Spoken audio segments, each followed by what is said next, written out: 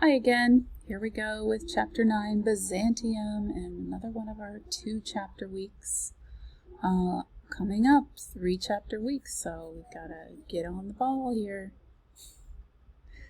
Here we have some learning objectives, great ideas for writing a paper, which you've got coming up for next week. Wow, so I'm going to do a screen cap there. And in addition, the timeline, super important to kind of imagine the overall span here. We've got a highlighted point about Leo III, and oh my gosh, the things that man did, wow, crazy. Interesting, here's the Byzantine Empire. It's huge, way bigger than Rome was, and they held power for a millennium, so 1,000 years. So this is a big deal. Okay, interior of San Vitale in Ravenna. This is a huge, huge artwork here.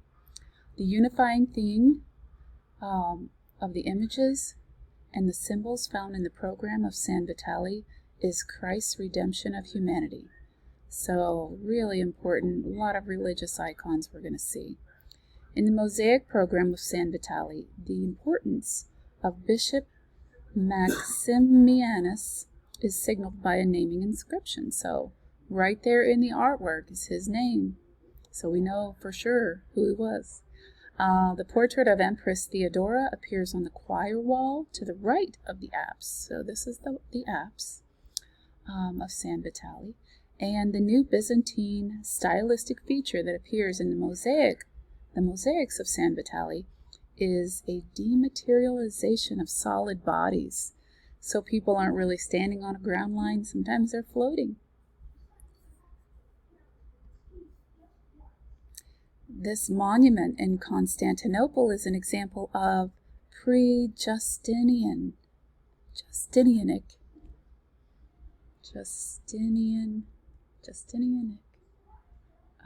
So Justinian style in Byzantine art is the obelisk of Theodosius.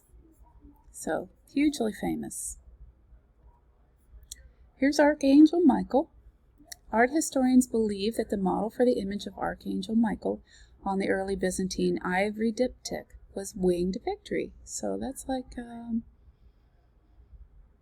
I'm not sure if victory is Greek or Roman. You can always say Greco-Roman, right? The material used in this artwork is ivory, which was obtained from East Africa, so made from an elephant tusk. Blackberry bush. Okay, this is an illuminated manuscript. It's a handwritten text. It's illustrated, hand illustrated. So, gosh, the fact that these things still exist.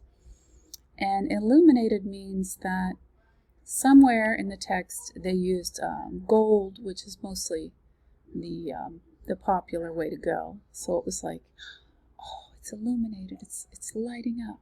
Sometimes silver, but that was more rare. And here's another page from that same text. Okay, here's Justinian. Justinian proclaimed Orthodox Christianity to be the only lawful religion in New Rome. Wow.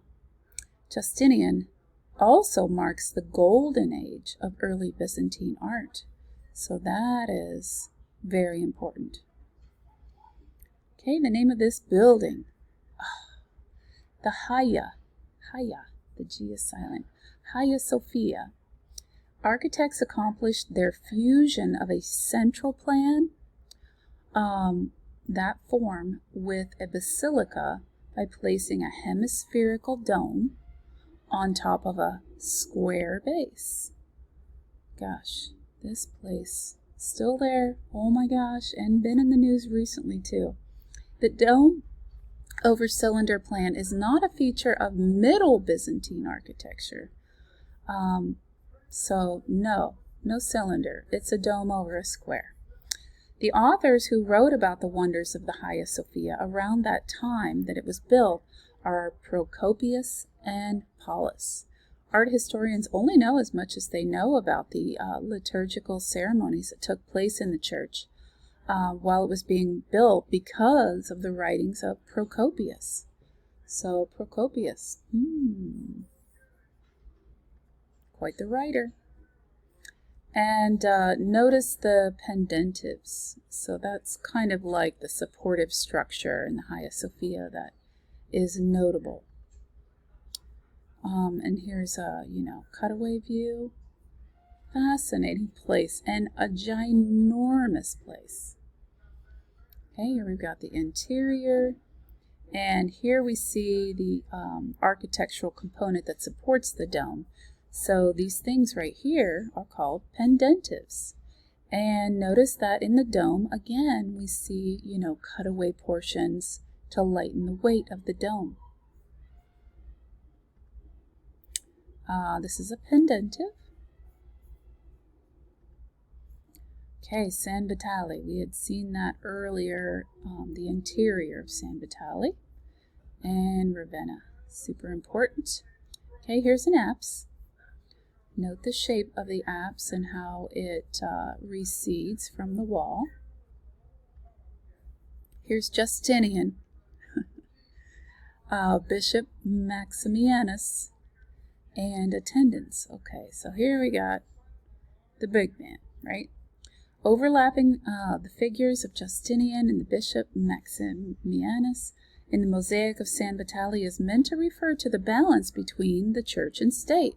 So the fact that these two guys are in this huge portrait mosaic is about, combining the power of the leader with the religious figure. So, they're like tight. Okay, throne of Maximianus. You can imagine a bishop sitting up there. Okay, Theodora and her attendants. Wow, this is Empress Theodora. She appears on the choir wall to the right of the apse that we've seen of San Vitale. And the image that was embroidered on Theodora's garment that underscored her elevated rank is the three magi. Pretty cool. Hold on one. Okay, and onward. This is the apse of the Byzantine era church San Apollinaire in Classe, Ravenna. Cool. Just so you know, remember this picture. Okay, the monastic movement in the 3rd century began in Egypt. So this is a monastery, the monastery of St. Catherine in Mount Sinai in Egypt. So this is where all the monastic, where the monastery and monks and all of that began in Egypt. Who would have guessed? The biblical figure. Let me say it again. The biblical figure that is most closely associated with the monastery at Mount Sinai is Moses.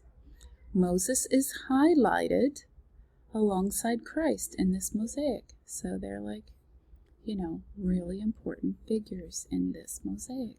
Beautiful. Okay, this is the oldest preserved illustrated manuscript, Vienna Genesis. So I think, Genesis was like the earliest stage in the Bible. So the fact that this is the oldest illustrated manuscript, makes sense. Genesis. It contained biblical scenes, and the pages of the Vienna Genesis were purple. So I guess it used to appear purple, but purple vellum. Very interesting. I wonder if that had to do with royalty. I wonder. Okay, again, this is the Vienna Genesis. Hand-painted, handwritten. Every page still exists. And this is another illuminated manuscript, the Rossano Gospels, again on purple vellum. Okay, this is from the Rabula Gospels. The prominent figure that's not mentioned in this ascension scene, if you know your biblical terms, from the Brabula Gospels in a biblical text describing this event is the Virgin Mary. I don't get it. Why don't they put Virgin Mary in this scene? I guess, I don't know. Hard to say. Okay, crucifixion and resurrection from the Brabula Gospels. This is a beautiful painting. Okay, art historians view Roman portraits on wood panels as the origin of icon paintings. Okay, so Christ is an icon. He's symbolic of many things. Okay, this is the title of this icon, so religious image, is the Virgin and Child between Saints Theodore and George. The medium that's used for the icon of the Virgin, Theotokos, and the child between Saints Theodore and George is encaustic on wood. So we learned a little bit about that before. Encaustic is pigments mixed with hot wax and then painted on, whatever surface. There's the Virgin. This is the mosaic of the Virgin and Child enthroned in the Hagia Sophia. That place that used to be in Istanbul, modern-day Turkey. It was commissioned by Basil I to replace one that he said was destroyed by impostors. So who knows? He could have just said that because he wanted to change things, right? So Basil I, he was the head of the new dynasty. He thought of himself as the restorer of the Roman Empire. So he was another one that thought of himself very highly. Not unusual. Okay, this is the Catholicon. The octagon on which the dome of the Catholicon at Hosios Lucas is comprised of squinches. Okay, so this is like an architectural term. Those squinches. A squinch is an architectural component that supports a dome. So different than pendentives, which were very narrow and pointed, the squinch was more heavier duty, if you look back at that slide. So here's the plan of the church. Kind of fascinating to see, an architectural plan so similar to blueprints that we see today. Okay, this is the interior of the Church of the Dormition. And this is the crucifixion at that same church in Daphne. So this is in Greece. This crucifixion assimilates classicism's simplicity, dignity, and grace with Byzantine piety and pathos. Okay, so piety, religious, pathos, it's drama.